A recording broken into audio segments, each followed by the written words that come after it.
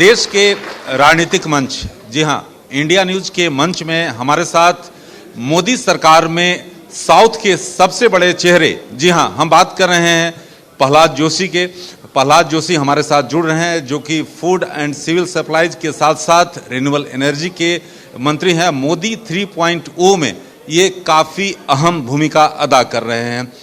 बहुत बहुत स्वागत है प्रहलाद जी आपको।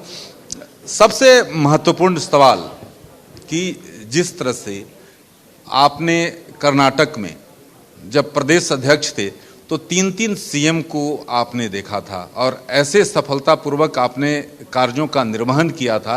वो ये कहा जाता है कि ऐसा पहला अध्यक्ष जिन्होंने 3-3 सीएम को सही तरीके से आपने हैंडल किया।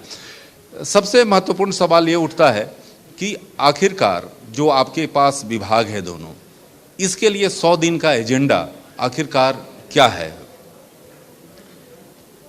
ऐसे तो सौर ऊर्जा में हमारा एजेंडा है 200 गीगावाट को पारित करना है रिन्यूएबल में। वो तो हो गया है और वो सेलिब्रेशन भी हम कर रहे हैं।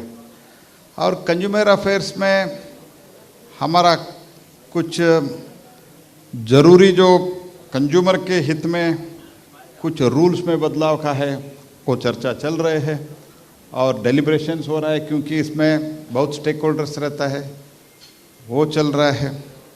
बाकी तो हमारा एज इट इज़ हमारा जो फूड एंड सिविल सप्लाई में हो और इसमें हमारा 100 डेज का, इसमें बेसिकली हमारा टारगेट ओरिएंटेड तो इसमें ही है रिन्यूएबल एनर्जी में, तो उसमें तो 200 गीगावाट का हमारा जो है हम आगे बढ़ रहे हैं।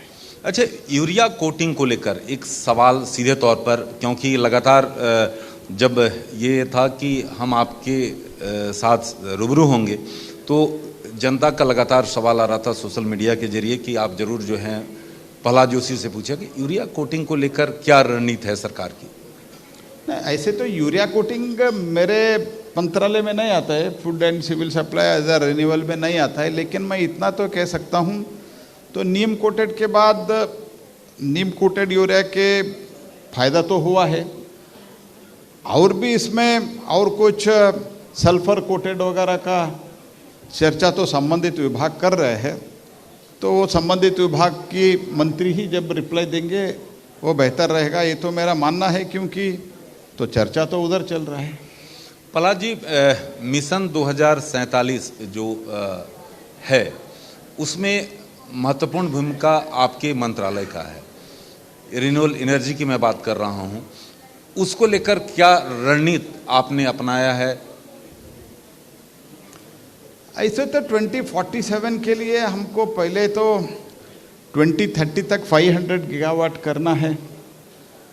उसके बाद 2047 तक हमारा 50% एनर्जी जो है, मोर देन 50%, अभी तो 50%, जब हमारा 500 गीगावाट होगा तब तो 50% होगा। 2047 तक हमारा एमिशन कम करने का और रिन्यूएबल और ऐड करने का जो लक्ष्य है विकसित भारत के लिए, तो उसके लिए उसके लक्ष्य लेके हम आगे बढ़ रहे हैं। तो रिन्यूएबल में तो मैं इतना कह सकता हूँ, भारत आज दुनिया का वर्ल्ड लीडर बन गया है। We are the 4th largest installed capacity of the renewable energy as on today, and also, so this includes both wind, solar. All together, we have crossed our target, and we are marching ahead. Around 400 odd gigawatts is in the pipeline. I am very confident that whatever the target is fixed, that we are going to achieve. लेकिन एक जो महत्वपूर्ण मुद्दा है, आज लोकसभा में नेता प्रतिपक्ष राहुल गांधी ने बजट की तुलना महाभारत से की है। जिस तरह से जो परिणाम आए हैं लोकसभा चुनाव के, उसमें राहुल गांधी काफ़ी आक्रामक दिख रहे हैं। क्या आप मानते हैं कि राहुल गांधी आपके लिए चुनौती साबित होंगे? देखिए, जहाँ तक बजट के बारे में इन लोग, स्पेशली मिस्टर राहुल गांधी ने जो आपत्ति उठाया है, अगर उसके बारे में उसका कोई लॉजिक रहना चाहिए, तो लॉजिकली कुछ बोलते हैं तो हम ज़रूर देख सकते हैं। बिना लॉजिक कैसे बात कर सकते? तो महाभारत में वो ऐसे तो महाभारत में जहाँ तक थोड़ा कुछ महाभारत मैंने देखा हूँ, पढ़ा हूँ, जो अभिमन्यु को रोका था 7 लोग रोका था, उन्होंने 6 लोगों का बात किया। एक 6 लोग कहाँ से आए मुझे तो पता नहीं, ये तो 7 का था, वो तो अलग बात है। I don't want to go into that details, but the question is, हमारा जो बजट है, इस बजट को as far as food and civil में हो, फूड एंड सिविल सप्लाई में हो, इंफ्रास्ट्रक्चर में हो, हाईएस्ट एवर इंफ्रास्ट्रक्चर देश में बन रहे हैं। Maximum allocation for the infrastructure हो गया है 11 लाख करोड़, उससे तो जॉब जनरेट हो रहा है। तो ये सब, और India is the 5th largest economy in the world and we are going to be the 3rd largest economy. तो ये सब उन लोगों के बात में ध्यान में नहीं आता है। तो कोई भी लॉजिकल उसमें वो क्रिटिसाइज जो किया, कुछ भी लॉजिकल है तो हम उत्तर दे सकते हैं, ऐसे बिना लॉजिक। लेकिन प्रहलाद जी, तो जो हाल के दिनों में जिस तरह से जो परिणाम है, उसका असर तो सीधे तौर पर दिख रहा है। आप दोनों सदनों में जिस तरह से देख रहे हैं आप, थोड़ा कुछ नंबर बढ़ गया है तो इसका अर्थ ये नहीं है कि आप इलॉजिकली एग्रेसिव नहीं होना चाहिए। लॉजिकल एग्रेसिव, आप नंबर कम है तो भी हम स्वीकार करते हैं ना। तो लॉजिक और नंबर के आप कंपेयर क्यों करते हैं? मैं यही राहुल गांधी जी को प्रश्न पूछना चाहता हूं। I would like to ask him, आपका लॉजिक है तो लास्ट टाइम भी आप you are just 52, then also your some of your people used to make good points, we have taken it, and बिना लॉजिक आप ऐसे हमारा नंबर बढ़ गए हैं इसलिए हम शोर शराबा करेंगे, हम उत्तर देने के लिए नहीं देंगे, प्रधानमंत्री को हम व्यवधान डालेंगे, 2 घंटे तक प्रधानमंत्री को उत्तर देने के लिए नहीं देते, ये तो तरीका है क्या? After having discussion for the more than 20 hours, जब प्रधानमंत्री जी स्वयं उत्तर देने जा रहे थे, Prime Minister was not allowed to speak in Parliament. Is it a good thing in the Parliament? ये लोग क्या करने जा रहे हैं? Maybe I was there in opposition for 10 years. Never we interrupted when Prime Minister was replying. This is the first time. Not first time, इससे पहले भी इन लोगों ने किया है. But पूरा 2 घंटे तक प्रधानमंत्री का गला घोटने का काम जो कर रहे हैं, ये तो प्रजाप्रभुत्व के लिए अच्छा नहीं है। आपको लॉजिकली जो बोलना है पॉइंट रखिए, हम उत्तर देने के लिए तैयार है। लेकिन राहुल जी साफ तौर पे कर रहे हैं कि जो जवाब चाहते हैं सरकार से, सरकार उस पर गोलमोल कर रही है। महंगाई है, अग्निवीर है, नीट में जिस तरह से हुआ देश के सामने है, सीधे तौर पर कर रहे हैं कि जनता के सवालों को लेकर जो है सरकार के पास आ रहे हैं और सरकार को इसको जवाब देना होगा। ये जिस तरह से आक्रामक है, उसको लेकर क्या किया? ना आक्रम तो मैंने वही बोला ना, आज तो जब उन्होंने, उससे पहले भी जब he was talking about in the president thanksgiving motion, at उस टाइम भी स्वयं माननीय राजनाथ सिंह जी ने कहा है कि उनको कॉम्पेंसेशन मिला है, तब उन्होंने चैलेंज किया। आज भी राजनाथ सिंह जी ने फिर से रिप्लाई दिया, वो चैलेंज करते हैं। स्वयं आर्मी ने क्लैरिफाई किया, उनको कॉम्पेंसेशन दिया गया है with all documents when it was released.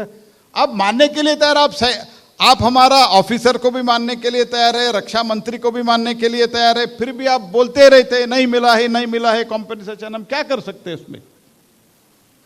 What can you do if it is illogical? And आपका कोई तथ्य पर बात करते हैं तो हम कुछ रिप्लाई दे सकते हैं। जो आदमी नींद में है उनको जगा सकते हैं, नींद का जो नाटक कर रहे हैं उनको जगाने का बहुत मुश्किल है। इतना ही मैं कहना चाहता हूं। लेकिन प्रहलाद जी, जो बजट पेश किया गया सीधे तौर पर विपक्ष द्वारा किया गया कि सरकार बचाओ बजट है। आप जो है आंध्र प्रदेश और बिहार के लिए आपने उसमें कोटा उनका बढ़ा दिया, आवंटन बढ़ा दिया, अन्य राज्यों को आपने अवहेलना कर दी। तो ये सीधे तौर पर आरोप लग रहा है, तो इस आरोप से कैसे बच सकते हैं आप?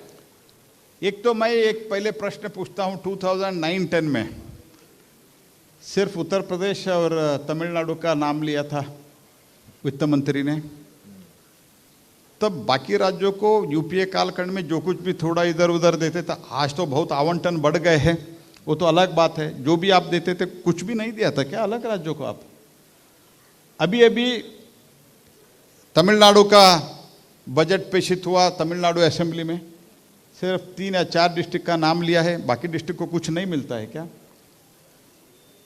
ठीक हमारा बजट से पहले 76,000 करोड़ का एक प्रोजेक्ट महाराष्ट्र में अप्रूवल हुआ है।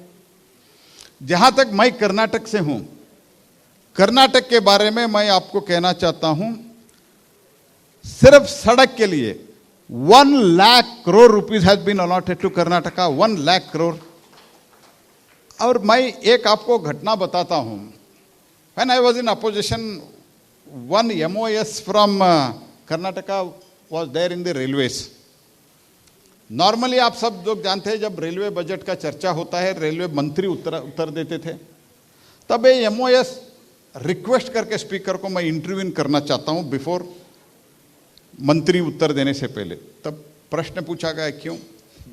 तब MOS ने उस टाइम बताया, मैं पार्लियामेंट में था, लोकसभा में था उस टाइम, उन्होंने ये बताया हमने रिकॉर्ड पैसा कर्नाटक को दिया है, वो मैं मेंशन करना चाहता हूं। What was the record पैसा? 800 crores. Today what we have given? 8,000 crores. तो तब भी इन लोगों को, इनको नहीं मिला है, उनको नहीं मिला है, यही बात करते रहते हैं, तो इसमें तो तथ्य ही नहीं है जी। तो पूर्वोदय का हमारा स्कीम है, और ये आंध्र प्रदेश के बारे में ऐसे बात कर रहे हैं। आंध्र प्रदेश रीऑर्गेनाइजेशन एक्ट कौन किया? हमने किया और यूपीए ने किया था। Why you are opposing today? What is your problem? अगर आप रीऑर्गेनाइजेशन एक्ट में प्रावधान करते हैं तो ठीक है, जब हम पैसा देते हैं वो ठीक नहीं है। ये तो वितंडवाद नहीं है क्या? तो सारे देश को जो कुछ भी अभी प्रधानमंत्री आवास योजना है, और जहां तक अभी मैं मध्य प्रदेश का उदाहरण बताता हूं, तो 800-900 crore allocated for the Madhya Pradesh railway, आज कितना हो गए? 14,000 करोड़। ये तो सभी राज्यों को मिल रहा है। और भारत देश का जो आर्थिक शक्ति है, as a economic power, India is growing and we are the 5th largest economy. इसका फल सबको मिल रहा है। हमने पूर्वोदय में और आंध्रा का जो रीऑर्गेनाइजेशन एक्ट का कमिटमेंट था, उसमें 2 राज्य का नाम लेते हैं, तो आप बोलते हैं और किसी को कुछ नहीं मिला है। तो आप क्यों करते थे? आप तो जब ममता दीदी रेलवे मंत्री थे, पूरा से पूरा वेस्ट बंगाल का ही नाम कम से कम 100 बार आता था। ये सब याद नहीं है क्या राहुल गांधी को?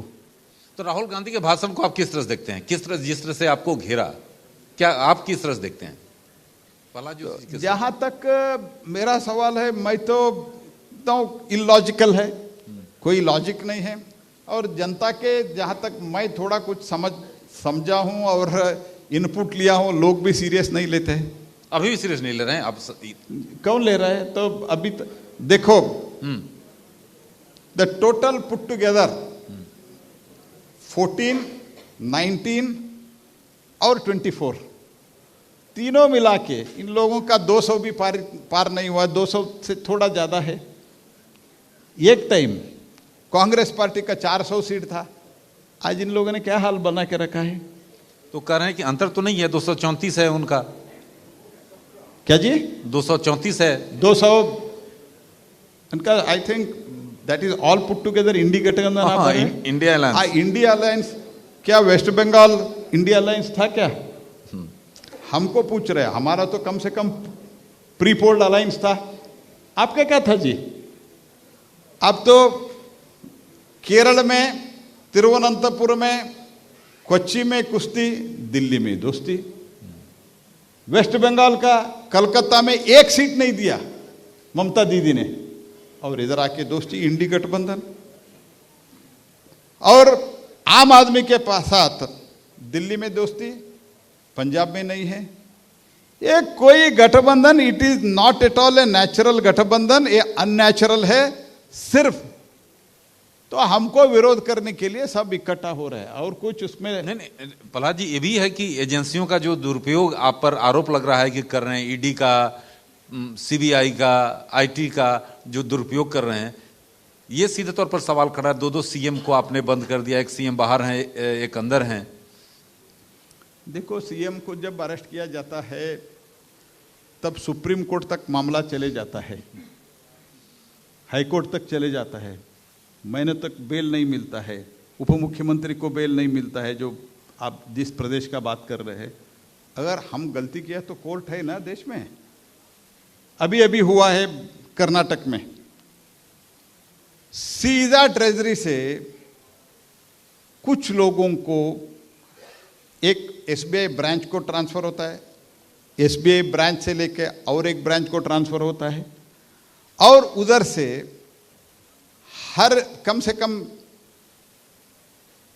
90 लोगों को डायरेक्टली सरकार का पैसा अनऑथराइज्ड लोगों को पैसा दिया जाता है। एक ऑफिसर जो हैंडल करते थे, उनको ऊपर दबाव आता है साइन करने के लिए, वो आत्महत्या करते हैं, बाद में बाहर आता है। तब ईडी जाना चाहिए नहीं जाना चाहिए? ऐसे केस बहुत है जो भ्रष्टाचार करते हैं वो तो एजेंसी से डरते हैं, जो नहीं करते वो नहीं डरते हैं, सिंपल है। तो क्या एजेंसी चुप बैठना था? एजेंसी ईडी को कौन, ईडी का रचना कब हुआ जी? इन लोगों के साथ ही हुआ है नहीं, ना? लेकिन ये सीधे तौर पर विपक्ष का आरोप है कि जो लोग भ्रष्टाचार जिस पर आरोप लगाते हैं वो आपके पार्टी में शामिल हो जाते हैं तो गंगा स्नान कर लेते हैं। नहीं, जो तो केस चल रहा है जी, जो भी इधर उधर कोई ज्वाइन हुआ है तो भी केस अभी भी चल रहा है, जारी है, कोर्ट में है। तो पूरा उनको तो जब कोर्ट तक, जब तक उनका कोर्ट में फैसला नहीं होगा तो चलता रहेगा। एक आपके राज्य से सवाल है, कर्नाटक में मुड्डा का मसला आप लोगों ने जोर शोर से उठा रखा है। नहीं, मुड्डा बोले तो बहुत लोग ना समझेंगे, बुड्ढा समझ देंगे। मुड्डा क्या है वो तो बोलो पूरा। मैसूर अर्बन डेवलपमेंट अथॉरिटी है, तो उसको लेकर आप लोग बहुत आक्रोशित हैं, सीएम पर गंभीर आरोप। ये आखिरकार बीजेपी इस मसले को 3 अगस्त पे आप लोग मार्च भी करने वाले हैं, ये तो क्या है? नहीं, वाल्मीकि बोर्ड और मैसूर अर्बन डेवलपमेंट अथॉरिटी का 2 बहुत बड़ा गंभीर भ्रष्टाचार के आरोप डायरेक्टली मुख्यमंत्री सिद्धरामैया के ऊपर है।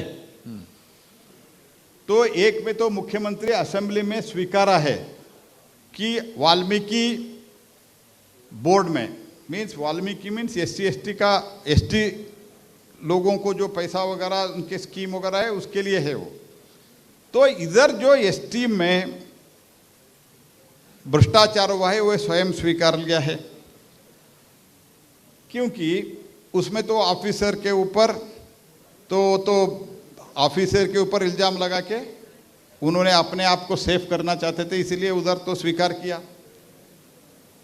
मैसूर डेवलपमेंट अथॉरिटी में तो जो सामान्य लोगों के लिए साइट बांटने का काम, डेवलप करके बांटने का काम ये डेवलपमेंट अथॉरिटी कर्नाटक में करते हैं।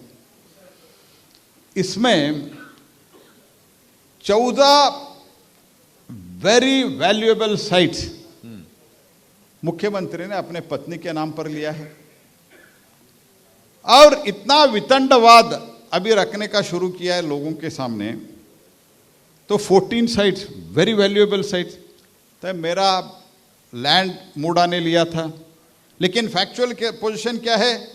लैंड जो इनके पत्नी के नाम पर बीच में 2003 या 4 में आया, that itself is in question mark.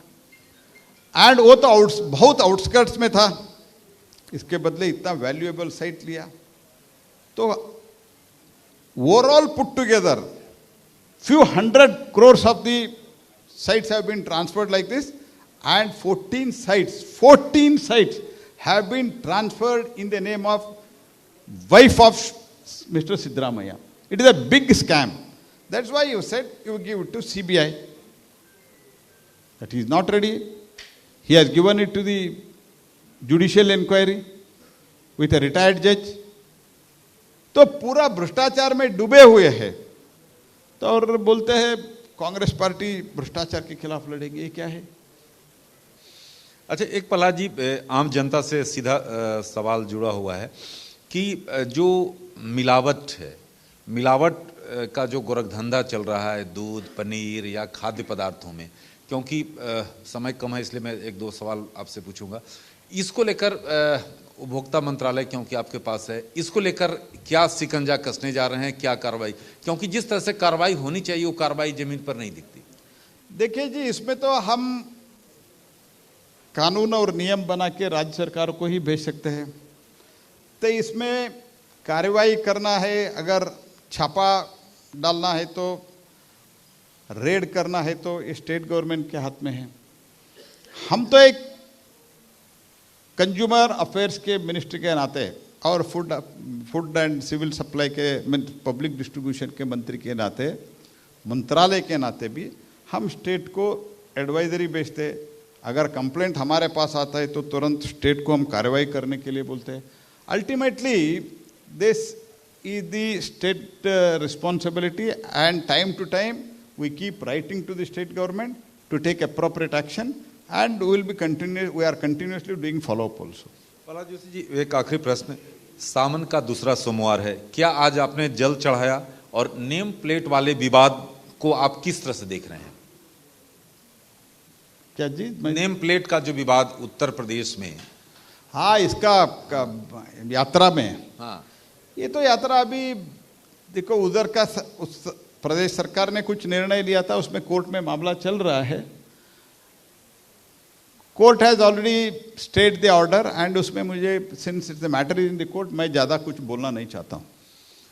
तो प्रहलाद जोशी जी ऐसे मोदी सरकार के मंत्री हैं कि जब भी ITV नेटवर्क ने जो मंच में जो हमारा होता है उसके लिए संपर्क किया, कभी इन्होंने मना नहीं किया और उन्हें सीधे शब्दों में कहा कि मैं जरूर आऊँगा। आप आए, हमारे साथ आज जुड़े, इसके लिए बहुत बहुत धन्यवाद प्रहलाद जी। एक बार फिर प्रहलाद जोशी जी, इंडिया न्यूज़ मंच के लिए अपना कीमती समय निकालने के लिए आपका बहुत बहुत धन्यवाद। Rakesh ji, thank you so much for that session. For more such videos, subscribe to the NewsX YouTube channel, hit the bell icon.